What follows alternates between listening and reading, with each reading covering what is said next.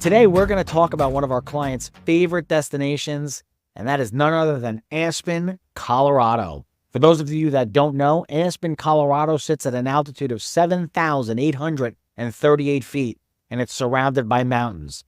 You can only take off and land from one side of one runway because of the mountains. Since you can only use one runway, in this case measuring 8,006 feet, the winds need to be somewhat aligned, allowing aircraft to land and take off into the wind. The weather in Aspen, as most of you know who live there and most of you know who visit there, can change rapidly, and that can affect wind direction, wind speed, and visibility, all of which is critical for a safe approach or a safe departure into and out of Aspen. That being said, it is not a good idea to push an approach into Aspen.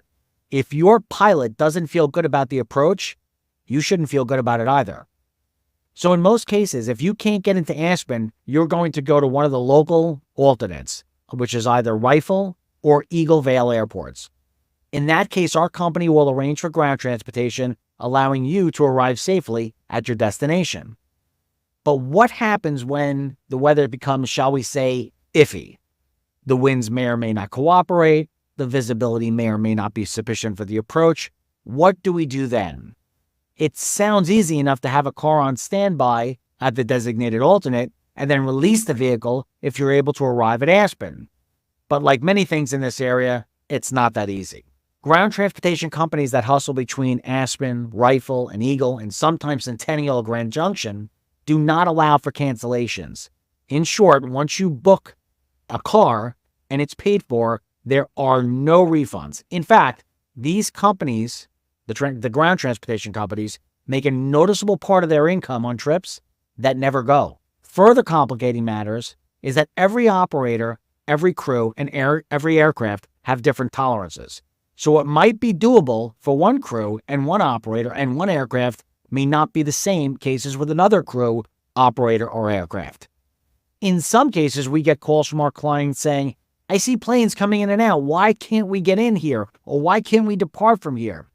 Well, there are different classifications of private flights coming into and out of Aspen. Some flights are Part 135 charter flights that BlueSky Jets executes that adhere to the highest safety standards. And then there are Part 91 flights that are privately operated aircraft that make their own rules regarding weather tolerances, which may be more liberal than Part 135 charters. In summary, Aspen is just about the most complex approach in the United States, and we will never attempt to push a crew into landing somewhere if they have the slightest reservations about it. So what can we do about all this? Well, the answer is pretty much nothing, unless a bunch of you were to get together and build a new airport, but if you do that, too many people will come, and it'll be a bigger mess. Bottom line is we hope this helps you understand Aspen just a little bit better. Safety is the first priority, and as people in aviation say, I would rather be on the ground wishing I was in the air than in the air wishing I was on the ground. We hope this helps.